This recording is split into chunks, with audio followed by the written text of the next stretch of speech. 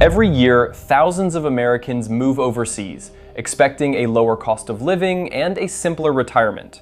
But over the last few years, something has changed.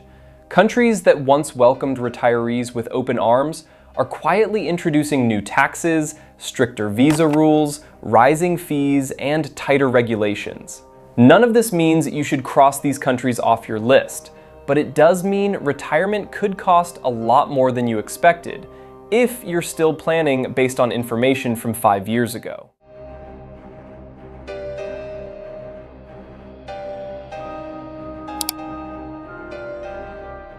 Today, we're counting down 8 countries where Americans are feeling the biggest financial squeeze in 2026, and how to avoid the mistakes catching so many retirees off guard. Before the countdown, let's talk about why this is happening. Governments are trying to balance tourism, immigration, and housing at the same time, and retirees moving in with dollars are part of that equation. Many countries face genuine housing shortages, and foreign buyers become an easy political target. Tax systems are shifting after the pandemic years, and more Americans than ever are retiring overseas, which means more scrutiny and more policy changes aimed directly at that population. So here's the truth underneath it all. The dream of retiring abroad is still alive, but it's getting more expensive if you don't know the rules. Number 8, Mexico.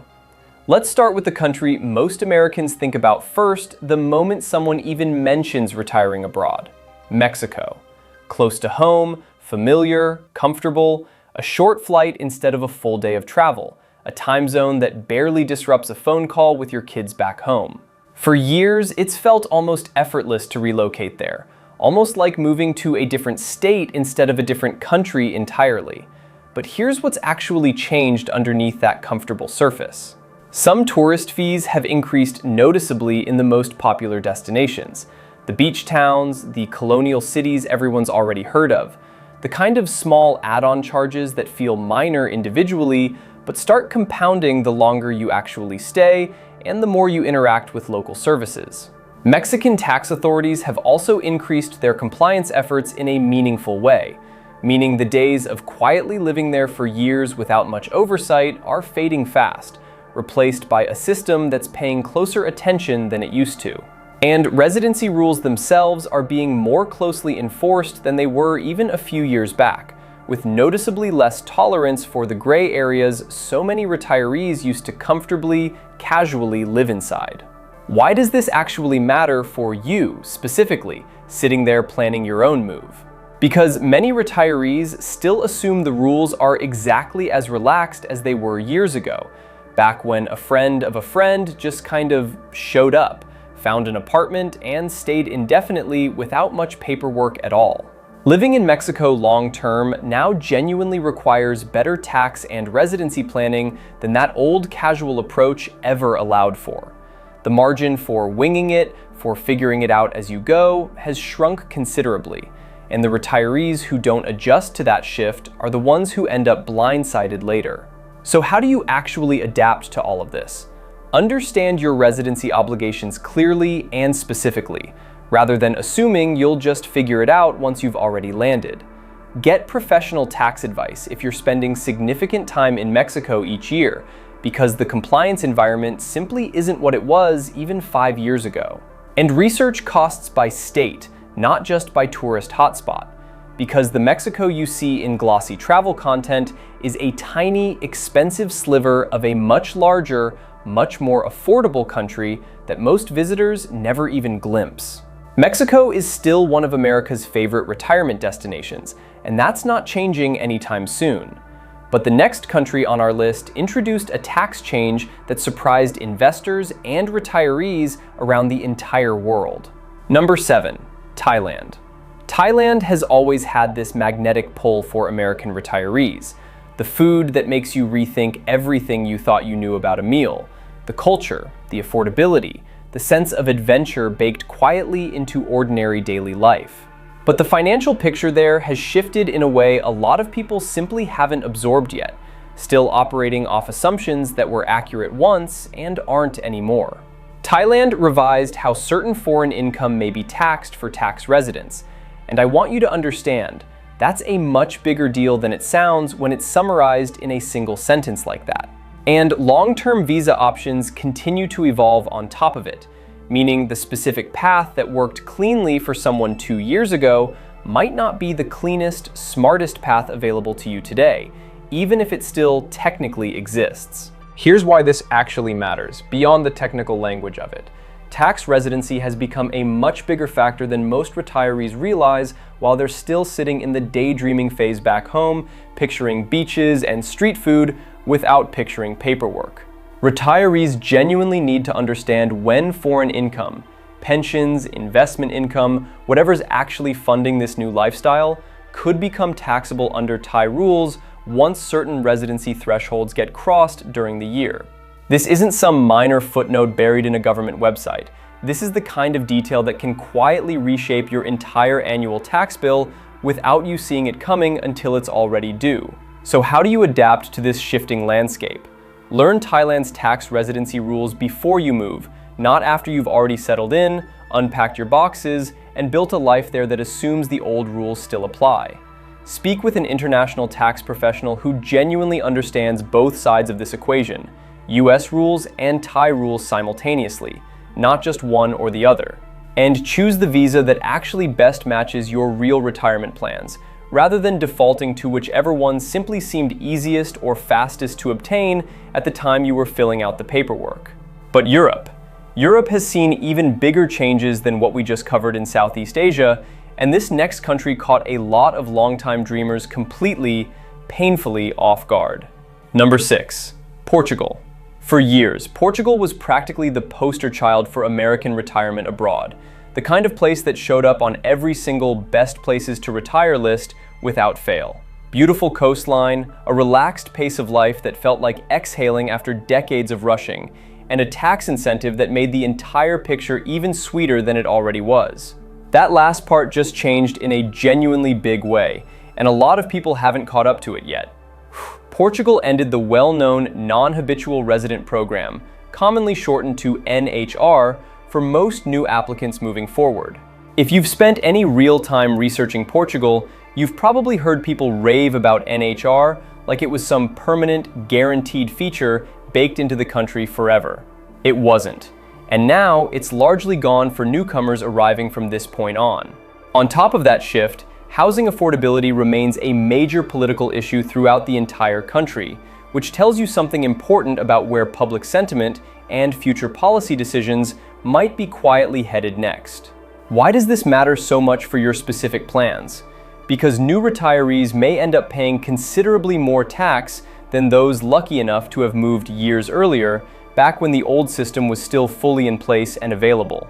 And popular cities have become significantly more expensive in the meantime, in some cases rivaling costs back in parts of the US, which quietly defeats a huge part of the original appeal that drew people there in the first place.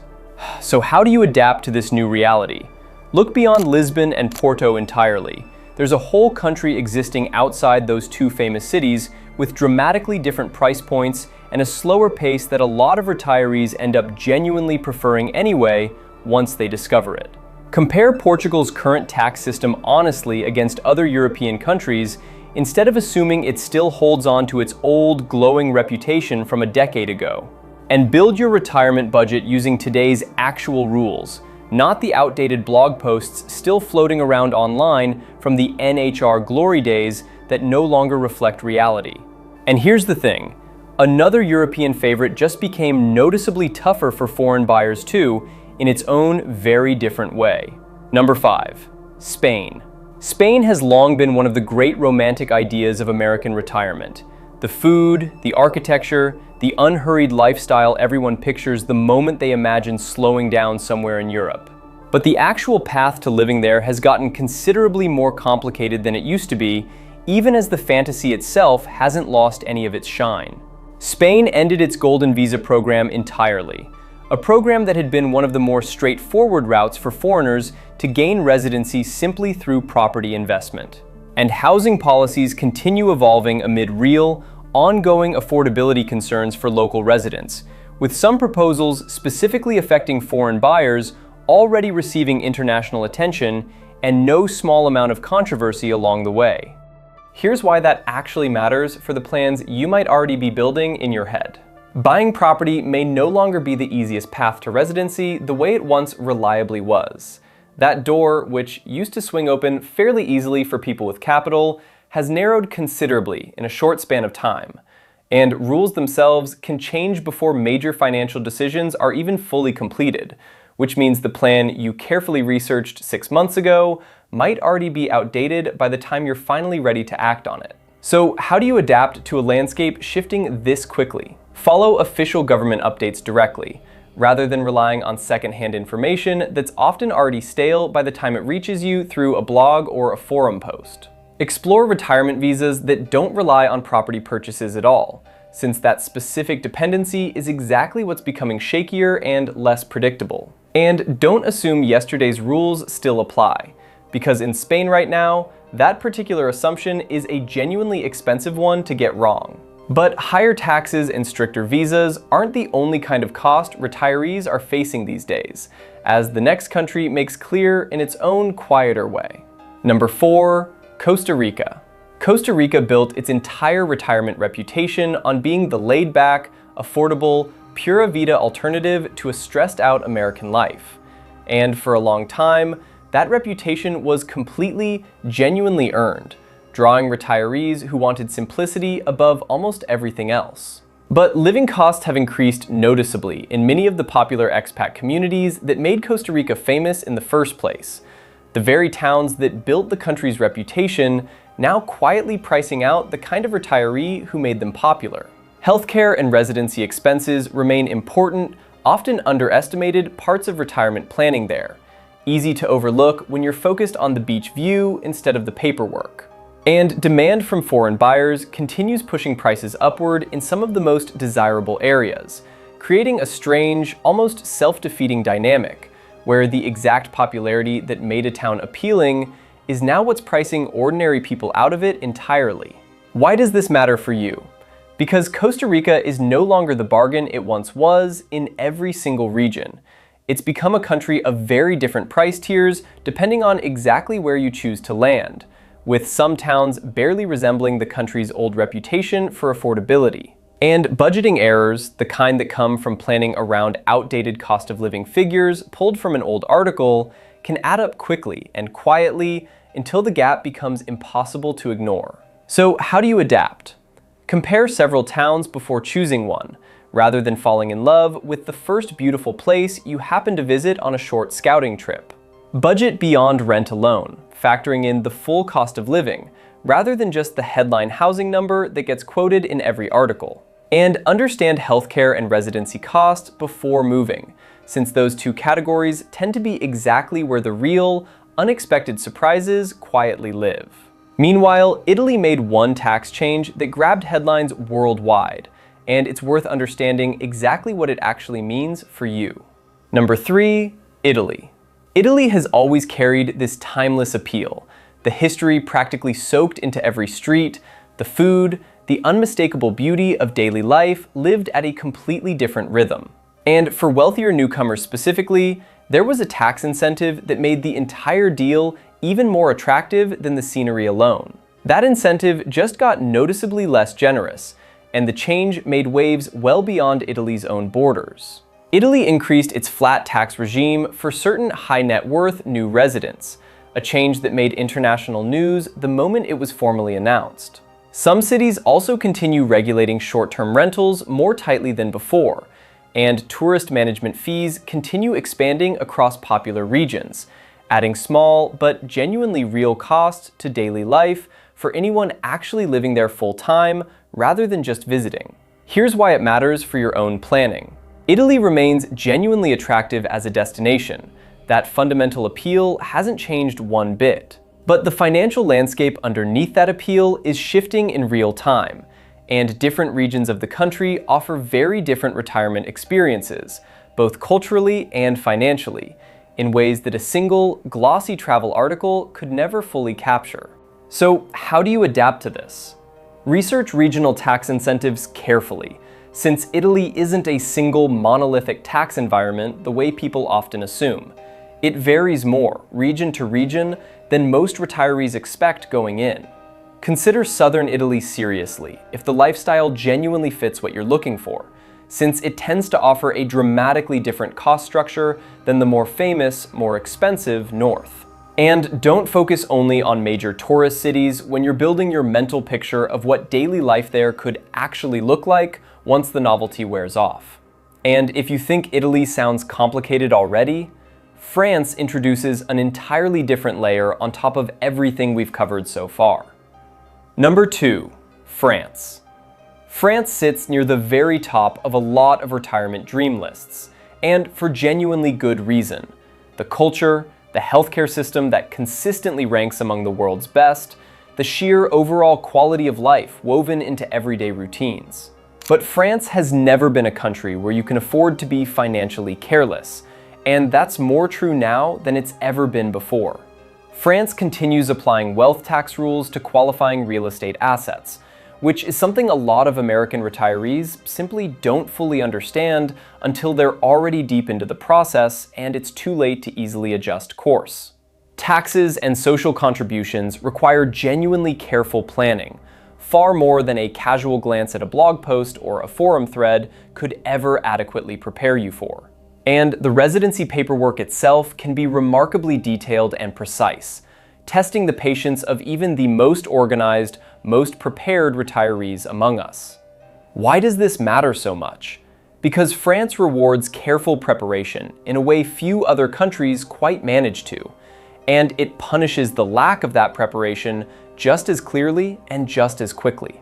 Retirees with significant assets especially need to understand the tax system thoroughly before relocating, not after they've already become a resident and the rules are already fully applying to their entire financial picture. So how do you adapt to all of this complexity? Work with cross-border tax professionals who genuinely understand both the American and French sides of your financial life simultaneously, not just one half of the equation. Understand the treaty benefits available specifically to Americans, since these can meaningfully change your actual tax burden in ways that are easy to miss without expert guidance. And plan everything out before formally becoming a French tax resident, because once that status officially kicks in, your options for adjusting course narrow considerably and quickly. And finally, the country that consistently ranks among the entire world's favorite retirement destinations, and the one this whole channel keeps circling back to. Number 1, Philippines. Here we are at the very top of the list, and if you've watched anything else on this channel, you already know why the Philippines holds this position. Not because it's become the most expensive or the most bureaucratically complicated destination on this entire countdown, but because it's the destination where the gap between expectation and reality tends to be the widest of them all. Retirement visa requirements have evolved noticeably in recent years, shifting in ways that catch people who are still relying on outdated information from a video or article that hasn't been updated. Property ownership rules remain completely unchanged for foreigners, meaning the same restrictions we've discussed before are still firmly in place, still just as important as ever, still catching newcomers off guard. And healthcare, budgeting, and visa planning are all becoming increasingly important pieces of a puzzle that used to feel a lot simpler on the surface than it actually was underneath. Here's why this earns the very top spot on today's list. Many online guides still describe outdated visa requirements, confidently, as if absolutely nothing has changed in years. And that misplaced confidence is exactly what makes the information genuinely dangerous to rely on. And a low cost of living, as appealing and as real as it genuinely is, doesn't eliminate the need for real, thorough financial planning. It never did, no matter how many videos suggest otherwise. And here's the part that makes the Philippines uniquely tricky compared to everywhere else on this list. It's not one country in the sense of one uniform cost of living or one uniform lifestyle. It's thousands of islands, dozens of major cities, and wildly different price points depending on where you actually land. Someone retiring in a quiet province might spend a fraction of what someone spends in Manila or Cebu, and that variation alone trips up retirees who did their research based on a single influencer's experience in a single city, then assumed the whole country would behave the same way once they arrived. So how do you adapt to all of this? Verify visa rules directly with the Philippine Retirement Authority, instead of trusting second-hand summaries from strangers online. Rent before you even think seriously about buying anything, giving yourself real time to understand a place before committing to it permanently. Build an emergency healthcare fund specifically, rather than assuming affordability alone will cover you if something serious happens down the road. And understand all your long-term visa options thoroughly before applying for any single one of them. I don't want to leave you on a note of pure caution, because that's genuinely not the full picture here. Instead of ending on bad news, let's talk about what's still working, because plenty is, even amid everything we just walked through together. There are still countries out there offering reasonable retirement costs without the escalating pressure we just covered. Places with straightforward residency pathways that haven't been tightened the way Spain's or Portugal's have. Destinations offering stable, predictable long-term value instead of markets that shift under your feet year to year without warning. And there are still places delivering genuinely strong quality of life, the kind that doesn't require a financial gymnastics routine just to maintain comfortably. I'm not going to spoil all of them here. That's a video of its own and one I'll be bringing to you soon. But the short version is this. Retiring abroad affordably is still absolutely possible in 2026. It just requires sharper research than it did 5 years ago, and a genuine willingness to look past the same 5 countries everyone already talks about. Retiring abroad isn't becoming impossible, but it is becoming more complicated. The countries on today's list aren't bad places to live. In fact, many of them are still excellent choices, full of retirees living genuinely happy, fulfilling lives every single day. The difference is that today's retirees need better information than they did just a few years ago, and the ones who thrive are the ones willing to actually go find it instead of relying on outdated assumptions passed around online. And if you think these countries are expensive now, wait until you see the destinations where thousands of Americans moved, expecting paradise, only to realize they'd made the wrong choice entirely. Click the video on your screen right now. 7 countries Americans regret moving to. It breaks down the biggest relocation mistakes, the hidden costs people never saw coming, and the warning signs you should know long before you ever consider buying that one-way ticket.